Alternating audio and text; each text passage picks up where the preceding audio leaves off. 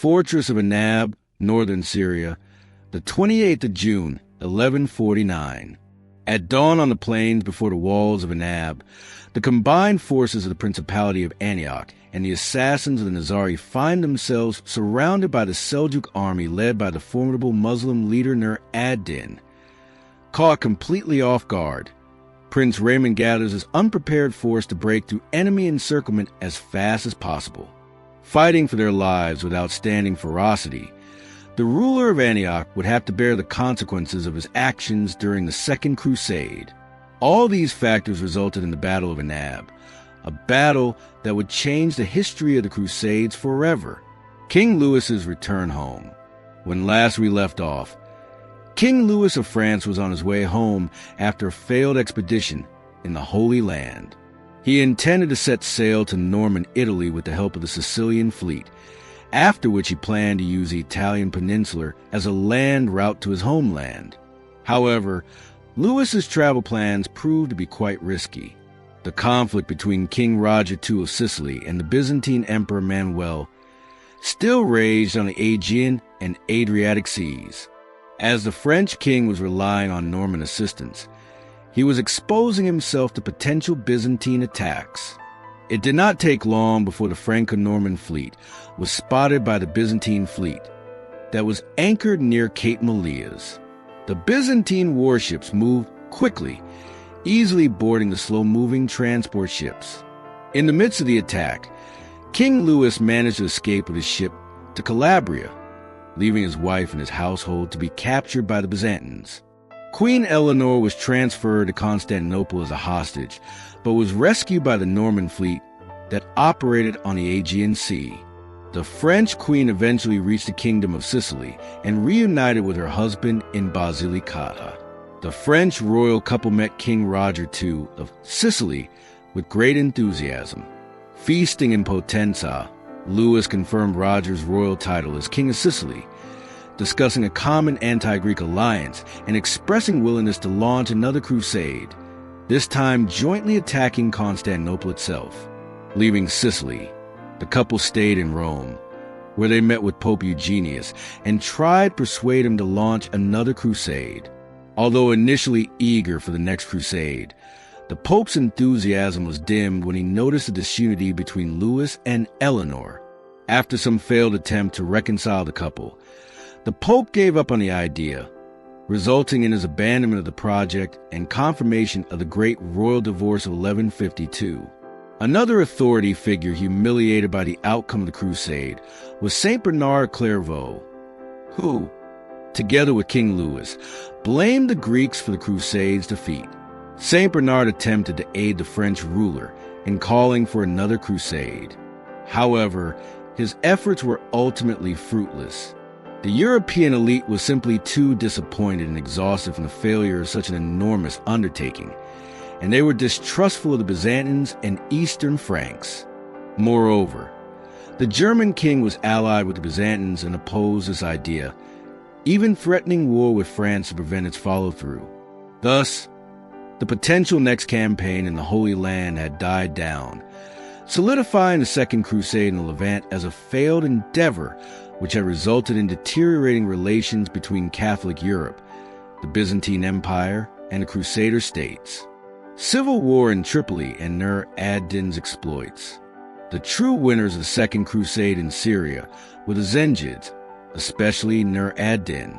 The departure of Louis VII and Conrad III marked a major power shift in the Levant, leaving the growing Zengid power unchallenged. However, much to Nur ad-Din's surprise, the first opportunity to strike did not come from his actions, but the one of the Latin Franks in the Outremer. As King Louis departed from the Holy Land, a civil war broke out in the county of Tripoli. One of King Louis's vassals by the name of Bertram still blamed Count Raymond for the death of his father, Alfonso Jordan. While pretending to return home, Bertram postponed his departure, buying himself enough time to gather supporters from the French king's returning host. On August 1148, Bertram launched a surprise attack on the Tripolitan garrison at Arama, seizing the castle and threatening Tripoli directly. Shocked by this turn of events, Raymond asked his neighbors for help, But due to the failure at Damascus, the Latin elite was not eager to assist him. In desperation, the Tripolitan Count asked Nur ad-Din for assistance. Much to everybody's surprise, the Lord of Aleppo agreed. Marching from his city, Nur ad-Din met with his Damascene ally Anur at Baalbek, after which they jointly besieged and burned Arama. Bertram and his family were taken prisoner and carted to Aleppo, where they spent 12 years in captivity. Nur ad-Din's triumph in Tripoli helped him realize that the remaining Crusader states were practically defenseless without the support of Jerusalem or the kingdoms of Europe. This meant that there was practically no one to save the Latin states, which was why Nur ad-Din decided to embark on a rampage across the northern Outremer. Battle of Anab 1149. The only person capable of confronting Nur ad-Din's advance was the Prince of Antioch, Raymond of Poitiers. Having received no aid from crusading monarchs and Jerusalem, Raymond was left on his own. The only help the Antiochene prince could find came from the famous Nizari assassins, who, after being exiled from Damascus, had found shelter in the fortress of Masyaf. Their leader, Ali ibn Wafa, was aware of Nur ad-Din's expansion. As the leader of a militant sect of Sharia Islam, he decided to fight against the Sunni Islam leader by allying himself with Raymond. However, even with the support of the valiant assassins, Raymond's forces were meager when compared to Nur ad-Din's alliance with Damascus and the Seljuks of Anatolia. The first blow against Antioch came not from Nur ad-Din himself, but from his Anatolian allies. Sensing the weakness of the Latins, Sultan Miza of the Seljuk Sultanate of Rum signed a truce with the Byzantines with the aim of seizing the Antiochene town of Marash, for which he asked Nur ad-Din to create a diversion.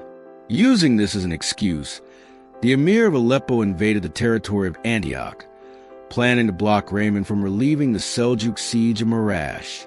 However, it was Raymond who took the initiative, attacking the unprepared Nur ad-Din at Famia in a skirmish that pushed him from the principality.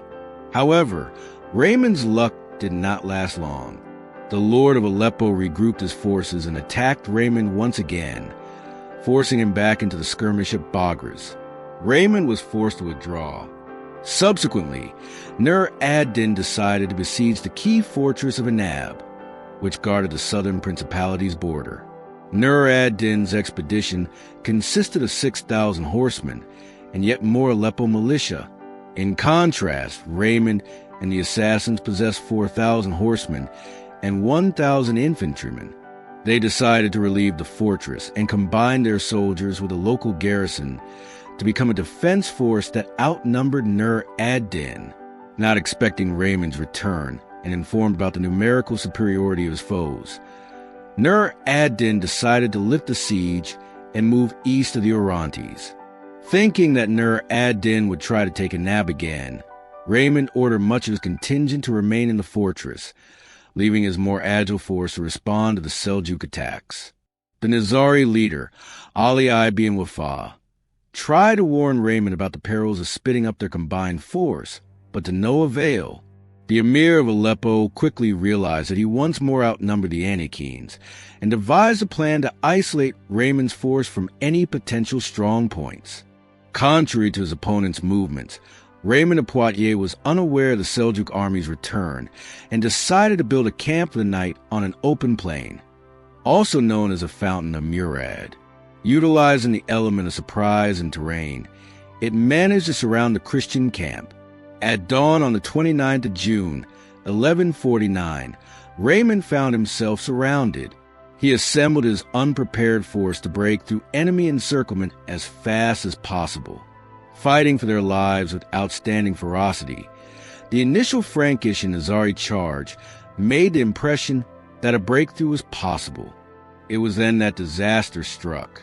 The dust clouds churned up by the field of fighting men had significantly slowed the Antiochene advance, allowing for Nur ad-Din's Seljuk horsemen to attack Raymond's army from all sides.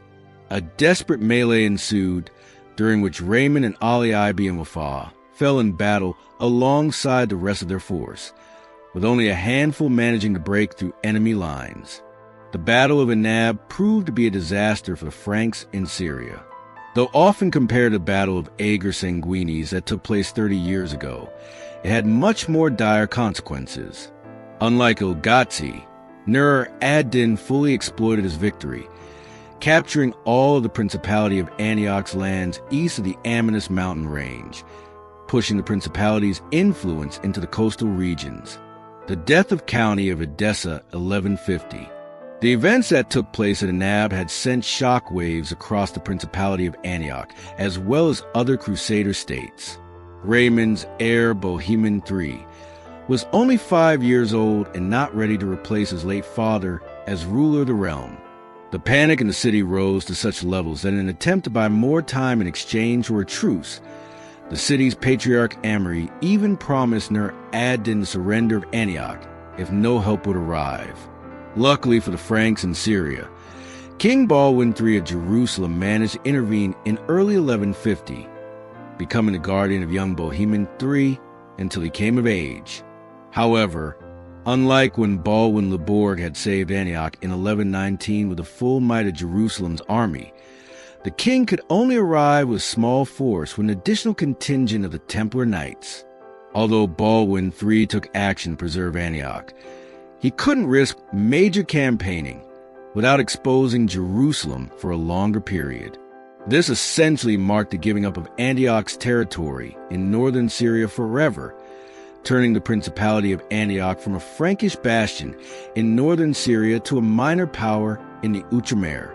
If this ignominious outcome was to be the Principality of Antioch's fate, then its counterpart of the County of Edessa would be worse. While on his way to seek help to the west from Baldwin, Count Jocelyn II of Edessa was captured by the Nur ad-Din's men. He was put in captivity in Aleppo, where he died 9 years later. Preying on Turbisal's easy capture after the Courtney's detainment, Nur ad-Din attempted to storm the city, but Jocelyn's wife, Countess Beatrice, rallied the Frankish and Armenian populace to defend its walls. Despite this success, Beatrice deemed the territory impossible to defend without a proper army. Surrounded by Seljuks, the Countess opened diplomatic overtures with the Byzantine Emperor Manuel, proposing to sell the territory to the Byzantines. Manuel was always seeking to regain Roman territory in Anatolia, so he agreed, sending his governor in Cilicia to pay Beatrice for the fortress. All the while, the Countess planned to leave Turbisal and seek shelter in the Kingdom of Jerusalem together with her son Jocelyn III, informing Baldwin and Melisende of her actions. King Baldwin agreed to oversee the transition of the Countess' territory to the Byzantines and take in her Frankish refugees.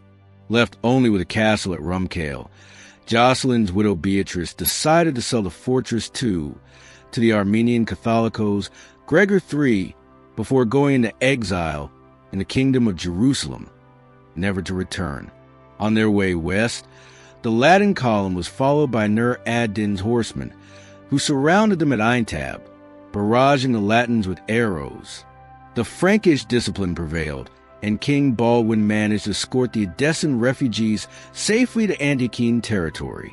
Of course, the area the Byzantines bought was too remote for them to maintain, and it didn't take long before Nur ad-Din carved up the county with his Seljuk allies in Anatolia. Sultan Mizid of Rum took Kaisan, Aintab, and Dulik. The Artukid seized Samosata and Bayerjik, and Turbisal was taken by Nur ad-Din, marking the final death of the county of Edessa, assassins in Tripoli. In 1152, Nur ad-Din attacked the county of Tripoli, besieging the city of Tortosa and overwhelming its garrison. The capture of this vital harbor allowed Nur ad-Din to reach the Mediterranean Sea and, more crucially, cut the communication lines between Jerusalem and Tripoli with Antioch. Things were looking grim for Raymond, and it was only due to King Baldwin's support that they managed to assemble a strong enough force to retake Tortosa, only to find the city in ruins. To protect this vital town, both rulers placed a Knights Templar in charge of guarding Tortosa. Upon Raymond's return, another shakeup took place in Tripoli. Raymond's relations with his wife, Countess Hodierna had soured severely. Sources from the time don't state the exact reason. However, later 13th century writing recalls that Hodierna had an affair with a French noble and troubadour named Joffre Rouleau, who reportedly died of sickness during his travel to Tripoli around the time of the Second Crusade. As the quarrels between Raymond and his wife were spiraling out of control, Melisende invited Hodierna to Jerusalem in order to ease the tensions. At the same time, King Baldwin moved to Tripoli to strengthen its position against Nur ad-Din.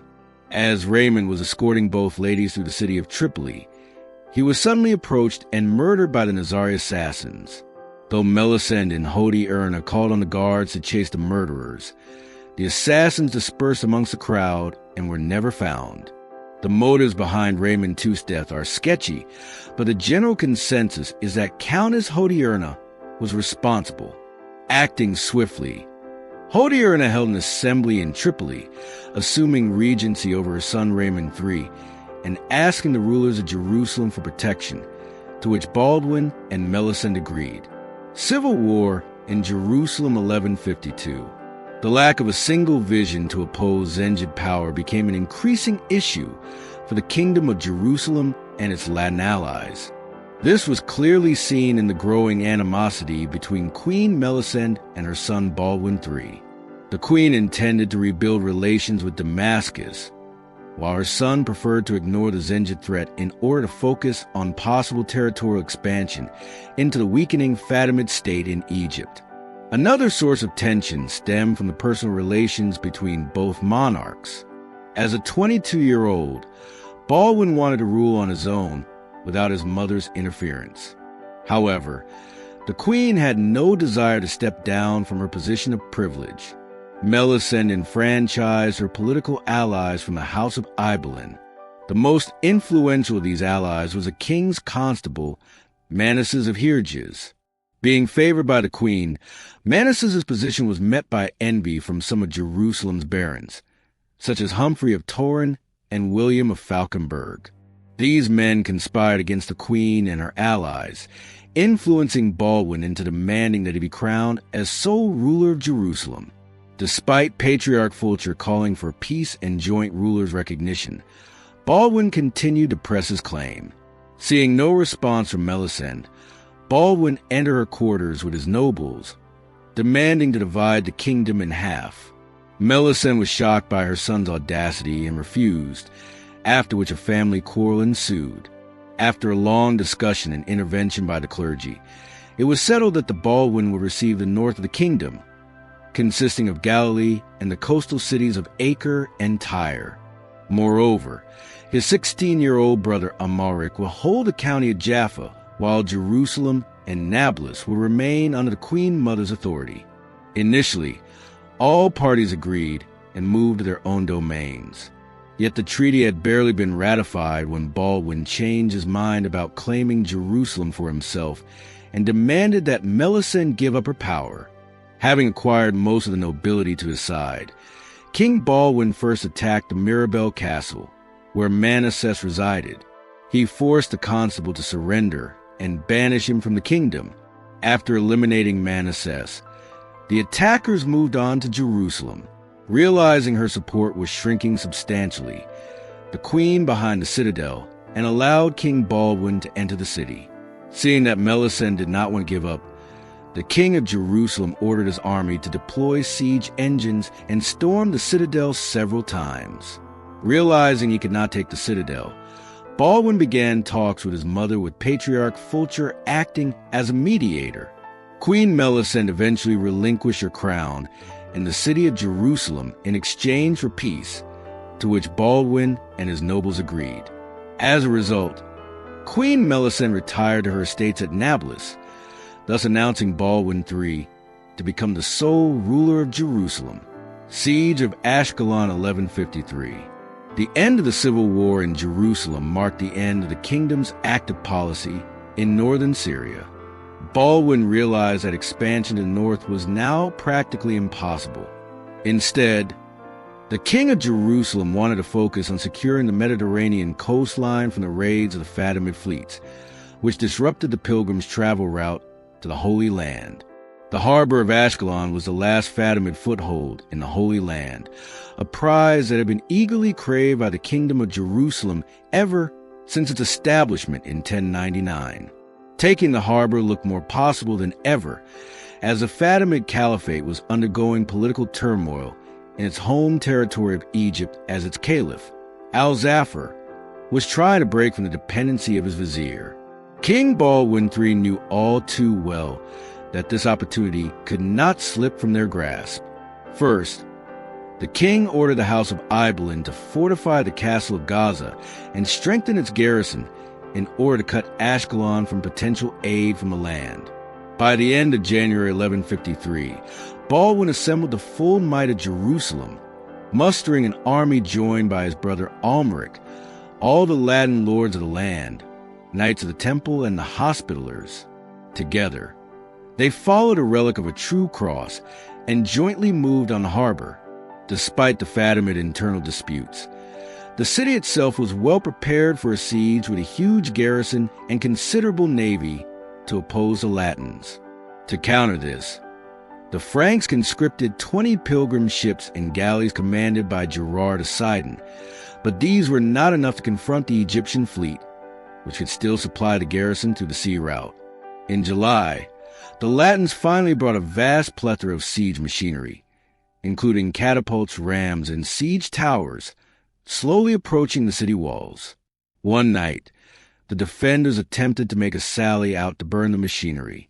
Though the attack proved successful, the fire that spread over the siege equipment burned so fiercely that it heated the thicker section of the walls, causing them to collapse. This sudden breach was exploited by Templar knights, who rushed through the gap, where they encountered fierce resistance. After a heavy melee in which they sustained intense losses, 40 Templars managed to rush into the city. In the midst of the chaos, the Fatimid troops had thought that the Templars had captured the city, but as the Egyptians regrouped, they realized that the Latin forces inside the city were much fewer than initially presumed and had eventually overwhelmed the attackers. The death of so many experienced knights had deterred Jerusalem's nobles from taking the city, but Baldwin managed to convince his men to continue the siege. On the 19th of August, 1153, the intense bombardment of the city and dwindling rations forced the Muslims to surrender on condition of being granted a safe journey back to Egypt, a condition which Baldwin III granted. The capture of Ashkelon proved a great achievement for King Baldwin and the future crusading movement, as now the entire coastline of the Holy Land was in Christian hands. Furthermore, the capture of the main Fatimid fortress allowed the Franks to attack Egypt in the future. Nur ad-Din seizes Damascus 1154. Jerusalem's victory at Ashkelon did not change the overall balance of power in the main Syrian frontier, and would soon be overshadowed by the deeds of Nur ad-Din. Having neutralized Antioch with Tripoli and vanquished Edessa, no one stood between the lord of Aleppo and the city of Damascus. Nur ad-Din's alliance with An-Nur was created temporarily in the face of attack from the Second Crusade. However, after An-Nur died in 1149, power in Damascus was transferred to Emir Mujir ad-Din Abak. Mujir was aware of Nur ad-Din's designs in the city, so he renewed his contact with Jerusalem and even agreed to pay tribute to the Franks. Having fresh memory of the Crusaders' assaults on their home city, the people of Damascus began to despise Mujir for his pro-Christian policy and began to look for Nur ad-Din as their leader instead. Utilizing his support from among the Damascene people, Nur ad-Din began a game of psychological warfare with Mujir.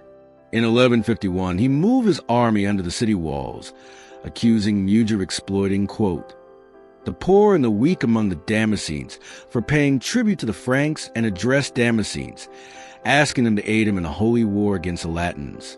Additionally, Nur ad-Din used the presence of Najm al-Dinayab, the father of Saladin, as an agitator against the emir's policy. This tactic was carefully put in motion for 2 years straight. Finally emboldened by the idleness of Baldwin III and growing resentment of the Buhari regime, the Emir of Aleppo decided to act. On March 1154, Nur ad-Din again marched with his army for Damascus, setting camp under the city walls as usual. On the 18th of April, Nur ad-Din instigated a skirmish near the eastern gate against the Damascene patrols in the area. Utilizing the confusion this caused, Nur ad-Din rushed with his elite Asker Seljuk warriors and moved under the gate, where a given signal allowed the rest of his army to enter the city. Upon seeing the arrival of Nur ad-Din, the citizens of Damascus welcomed him as a hero. Upon hearing the news, Mujir panicked and fled Damascus, leaving the city in the hands of Nur ad-Din. After decades of careful planning, it was Nur ad-Din who managed to accomplish something that his father, Imad ad-Din Zengi, could only dream of. The takeover of Damascus by the Zengids had finally completed the creation of a united Muslim front in Syria and Jordan against the Latins. This front would inevitably push the Crusaders to the Mediterranean Sea, and it would take the loss of Jerusalem to Saladin 33 years later to spark the next crusade. So it was that the Second Crusade in the Levant had come to a close, remembered as an enormous loss of the manpower and potential of the Christian world. However, the Second Crusade also took place in Pomerania and even lasted on Christendom's other frontiers, such as the Iberian Peninsula. What happened during these ventures? Did Crusaders manage to expand their faith or humiliate themselves like in the case of the Levant? We will talk about these events in the long video covering the Second Crusade, so make sure you are subscribed and have pressed the bell button to see it. Please consider liking, subscribing, commenting, and sharing. It helps immensely. Our patrons and YouTube members can watch more than 200 plus exclusive videos. Join their ranks via the link in the description or by pressing the join button under the video to watch these weekly videos. Learn about our schedule, get early access to our videos, access our private Discord, and much more. This is the Heroic History Yen channel, and we will catch you on the next one.